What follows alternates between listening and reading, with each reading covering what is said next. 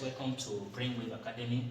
In this video, we're going to learn how to use completing the square to find the root of quadratic equation. And let's get started. In my previous video, I already teach you how to prove general formula. We're going to use the same procedure to solve this kind of question, especially when they ask you to use completing the square. Sometime Y will direct you to use completing the square. When you're going to use another method, everything you solve is going to be wrong. So you have to follow the procedure, and this is the completing the square we're going to use for this video. Now, solution. Remember, in my proving, the first statement I made is what? Take constant term across equal sign. We are going to use the same method. Take constant term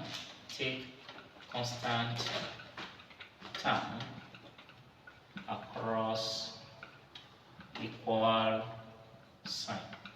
Well, and if you look at this equation here, the constant term here is minus 21. If it cross equal sign, it will change to 21. We now have a square plus 4a is equals to 0 is nothing. Take it to the other side, we have 21. If you remember, the second statement is divide both sides by the coefficient of s squared. But in this case, it's a squared. Divide both sides by the coefficient of a squared. And if you look at this, the coefficient of a squared here is 1.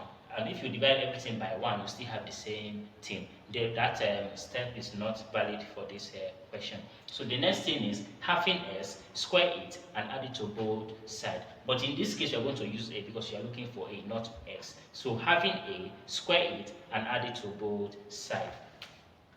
Halving a, square it, and add it to both sides, which implies that our a will let it to be 1 or 2. And I told you that we are not talking about a square, we are talking about what? A, which means that we are going to have a square plus 4. Instead of this a, I'll put 1 over 2 is equals to 21.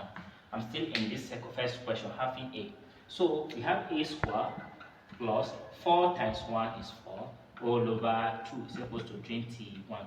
Please don't mistake and divide this value, leave it the way it is. So the next thing is, I've expressed this, the next statement is square it. The next statement is square it. I have to square it and add it to both sides. I have a square plus 4 over 2 is equals to 21.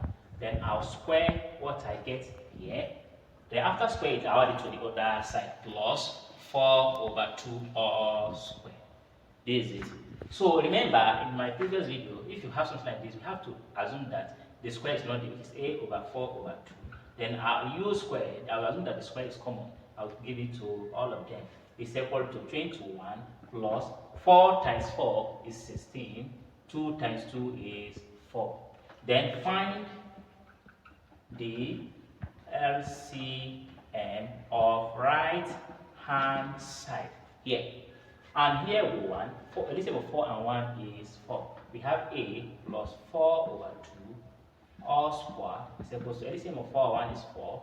4 divided by 1 is 4. 4 times 21, we have 84.